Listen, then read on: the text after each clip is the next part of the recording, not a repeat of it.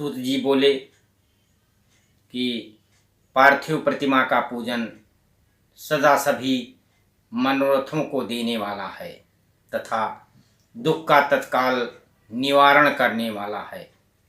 इसके उपाय को ध्यान से सुनो। नदी, तालाब तथा कुएं के भीतर की पानी की मिट्टी ले आएं, फिर उसे महीन पीसकर सानें, फिर उससे सुंदर देवी देवताओं की प्रतिमा बनाएं। दूध से उसका सुंदर संस्कार करें। उस प्रतिमा में सभी अंग अच्छी तरह से दिखाई दें तथा सभी प्रतिमा अस्वस्थ से संपन्न बनाई जाए। पद्मासन की स्थिति में उसे आदरपूर्वक बैठा करके उसका पूजन करें।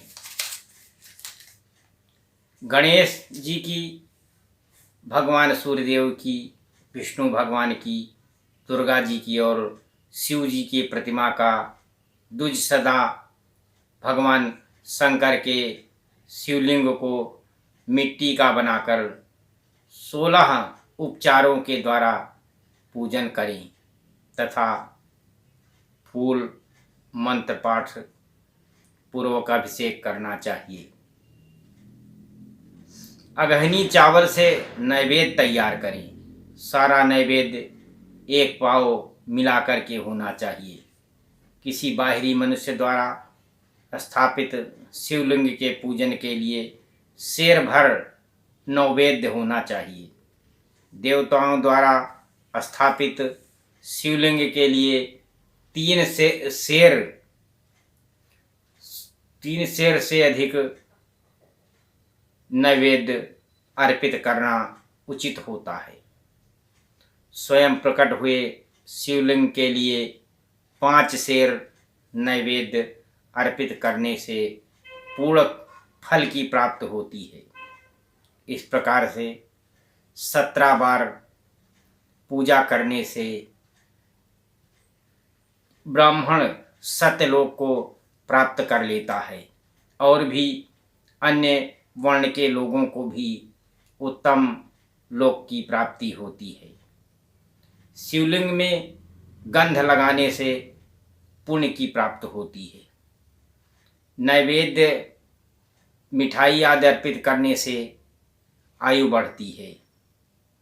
धूप बत्ती दिखाने से धन की प्राप्ति होती है। दीपक दिखाने से ज्ञान बढ़ता है।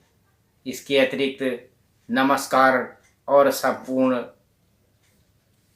जय बोलने पर पूरे अभीष्ट फल प्राप्त होते हैं। इस प्रकार से मनुष्यों को ये मिट्टी के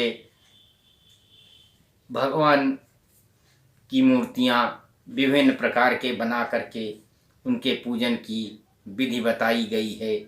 इसका फल बहुत अच्छा होता है।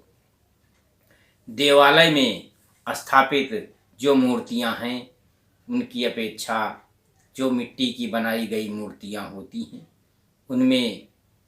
उनमें अधिक फल प्राप्त होता है, क्योंकि वो मिट्टी आप स्वयं लाते हैं, स्वयं उसको बनाते हैं, स्वयं उसमें भगवान की प्राण प्रतिष्ठा करके उनकी पूजा करनी चाहिए और उसमें धूप दीप नैवेद्य अर्पण करना चाहिए। उनकी पूजन विधि से विधि विधान के साथ मंत्रोच्चार के साथ उनकी पूजा करनी चाहिए और उसमें सब चीज़ अर्पण करने के बाद धूप दीप और मिठाई फल पान आदि अर्पित करने के बाद आरती करनी चाहिए। आरती के बाद शंख और घंटी का भी प्रयोग करना चाहिए।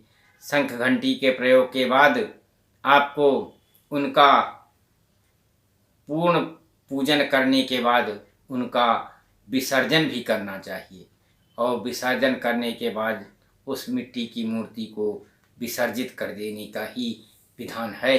और इस प्रकार के विधान से जो भगवान की पूजा करेगा उसका उस देवालय के पूजन किए अधिक फल प्राप्त होगा। तो ये शिव पुराण में वर्णित कथा के आधार पर मैं आपको सुना रहा हूँ। और मेरी ये कथा जो भक्त सुनते हैं उनको उत्तम गति प्राप्त होने की मैं शिव भगवान से अपेक्षा करता हूँ। भक्तों, भगवान शिव अभय को देने वाले हैं, भगवान शिव उद्धार करने वाले हैं, भगवान शिव उत्तम गति को देने वाले हैं, भगवान शिव बहुत ही बड़े दानी हैं। और भोले शंकर तो इतने दानी हैं कि वो कुछ भी दान में दे देते हैं। प्रसन्न होने पर वो, जब भगवान भोले प्रसन्न हो जाते हैं तो भोलेनाथ हैं, वो अपना सब कुछ दान कर देते। तो इस प्रकार से भगवान भोलेनाथ की निस्वार्थ भाव से अच्छी तरह से पूजा की जानी चाहिए।